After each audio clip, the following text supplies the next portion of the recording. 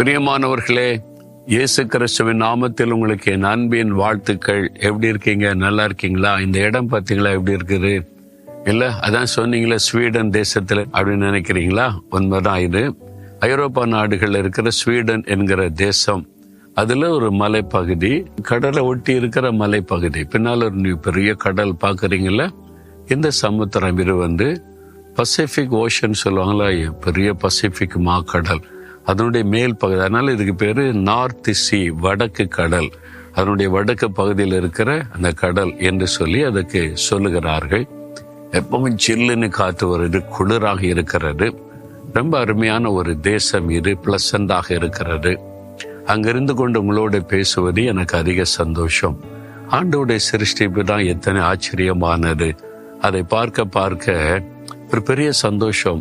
இந்த இதெல்லாம் சிருஷ்டித்த தேவனுடைய மகத்துவத்தை நினைத்து துதிக்கும் போதே உள்ளத்துல ஒரு பெரிய விசுவாசம், சந்தோஷம் உண்டாகிறது. சரி, இந்த நாள்ல ஆண்டவர் என்ன வார்த்தை சொல்லுகிறார் அப்படின்னு நினைக்கிறீங்களா? அதாவது 119 சங்கீதம் 165. தேவனே, உம்முடைய வேதத்தை நேசிக்கிறவர்களுக்கு மிகுந்த சமாதானம் உண்டா. ஒரு பக்தன் சொல்றாரு, உம்முடைய வேதத்தை, இந்த வேத புஸ்தகம், கர்த்தருடைய வசனத்தை நேசிக்கிறவர்களுக்கு மிகுந்த சமாதானம் உண்டா. சாதாரண சமாதானம் வேறு, பரிபூரண சமாதானம் வேறு, மிகுந்த சமாதானம் வேறு. சில சொல்ல நல்ல சமாதானமா இருக்கிற அப்படிம்பாங்க. அது அறகுறையான வார்த்தை. சும்மா பேருக்கு சொல்லுவாங்க சமாதானமா இருக்கிறேன்ட்டுன்னு. ஒரு பகுதியில் ஒரு சமாதானம் இருக்கலாம். பரிபூரண சமாதானம் என்பது எல்லா பகுதியிலும் சமாதானம். வீட்டுக்குள்ள சமாதானம், வேலையில சமாதானம், பிசினஸ்ல சமாதானம், சபைக்கு வந்தா சமாதானம், எல்லா பக்கத்துல பரிபூரண சமாதானம். சரீர ஆரோக்கியத்துல சமாதானம், வருமானத்துல சமாதானம், எல்லா பரிபூர்ண சமாதானம். அது இது வந்து மிகுந்த சமாதானம். கர்த்தருடைய வேதத்தை நேசிக்கிற மிகுந்த சமாதானம்னா ரொம்ப சந்தோஷமா இருக்கு. அப்படியே மிகுதியான ஒரு சமாதானம். அது எப்ப உண்டாகும் தெரியுமா? கர்த்தருடைய வேத வசனம்.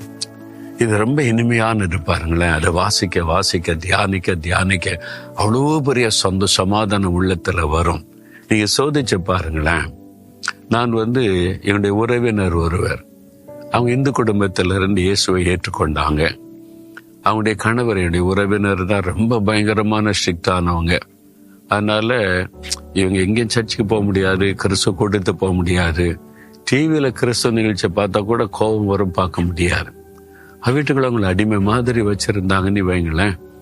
அதனால அவங்களுக்கு இயேசு ஏற்றுக்கொண்டாங்க, ரட்சிக்கப்பட்டாங்க. எங்கேயுமே போய் தன்னுடைய காரியத்தை சொல்லி ஜெபிக்க முடியாது, அந்த மாதிரி சூழ்நிலை. ஒரு சமயம் ஊருக்கு வந்திருந்த போது நான் அவங்களை பார்த்தேன்.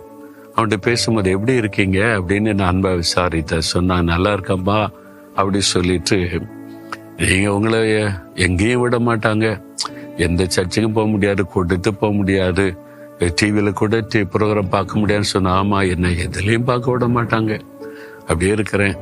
அப்படி எப்படி இருக்கிறீங்கன்னு கேட்டா அவங்க சொன்னாங்க, என்கிட்ட ஒரு வேத புஸ்தகம் இருக்குது, அதை வந்து நான் ஒழிக்க வச்சிருக்கிறேன் ரூம்ல. அப்போ வந்து என்னுடைய கணவர் அவங்க மத்தியானத்துல கொஞ்சம் சாப்பிட்டு தூங்கி ரெஸ்ட் எடுப்பாங்க. நான் ஓடி போய் வேத புஸ்தகத்தை எடுத்து தனியா உட்காந்து அதை வாசிப்பேன். அந்த வேத புஸ்தகத்துக்குள்ள இருந்து இயேசு என்கிட்ட பேசுவார். அப்போ அவங்க சொல்றாங்க, தம்பி, இயேசு கிறிஸ்து என்கிட்ட பேசுவாங்க, வேற யார் மூலமா எனக்கு ஆறுதல் சொல்ல முடியாது, எங்கேயும் போய் செய்தி கேட்க முடியாது. இந்த வேத புஸ்தகம் அதுக்குள்ள இருந்து இயேசு என்கிட்ட பேசுவாரு, ரொம்ப அருமையா இருக்கும். அதான் எனக்கு இனிமையான நேரம். அந்த சந்தோஷத்துல சமாதானத்துல நான் ரொம்ப மகிழ்ச்சியா இருக்கிறேன் அப்படின்னு சொன்னாங்க. பாருங்க, ஒரு அடிமை மாதிரி வீட்டுக்குள்ளே அடைத்து வைக்கப்பட்டு இருக்கிறாங்க. யாரும் போய் பேச முடியாது, எந்த செய்தியை கேட்க முடியாது. ஆனா இந்த வேத புஸ்தகம் மிகுந்த சமாதானம், சந்தோஷமா சொல்றாங்க. அது சொல்ல முடியாத சந்தோஷம். அதுக்குள்ள இருந்து இயேசு பேசுவார், எனக்கு இதுதான் பெரிய துணை என்பதாய் சொன்னாங்க. நீங்க வாசித்து பாருங்க, தியானிச்சு பாருங்க, பெரிய சந்தோஷம், மிகுந்த சந்தோஷம் உண்டாகும். அதை நேசிங்க. நேசித்து வாசிப்பது, கடமைக்காய் வாசிப்பதல்ல. அவங்களுக்கு பாருங்களேன், ஒரு வாய்ப்பும் இல்லை வசனத்தை கேட்க. அந்த வேத புஸ்தகம் ஒண்ணுதான், அதை ஒழிச்சுதான் வைக்க முடியும். வீட்டுக்குள்ள இருந்த தூக்கி கடாசிடுவாங்க. அதை எடுத்து அதை வாசிக்க ஆரம்பிக்கும் போது அப்படியே உள்ள இருந்த ஆண்டவர் பேசுவார் பாருங்க. எவ்வளவு பெரிய சந்தோஷம் இல்லை? இதுதான் அவங்க சொன்ன ஒரு அனுபவம். உங்க வாழ்க்கையின் அனுபவம் என்ன? இந்த வேதத்துல உங்களுக்கு மிகுந்த சமாதானம் இருக்கிறது. அதை வாசித்து தியானிக்க வேதாகமத்தின் தேவன் அதற்குள்ளிருந்து பேசுவார் பாருங்க, அவ்வளவு சந்தோஷம். அதனால முழங்கால நின்று அந்த வசனத்தை நீங்க வாசிங்க. தனியா உட்கார்ந்து அந்த வசனத்தை வாசிக்க ஆரம்பிங்க, தியானிங்க. அவ்வளவு பெரிய சந்தோஷம் வரும்.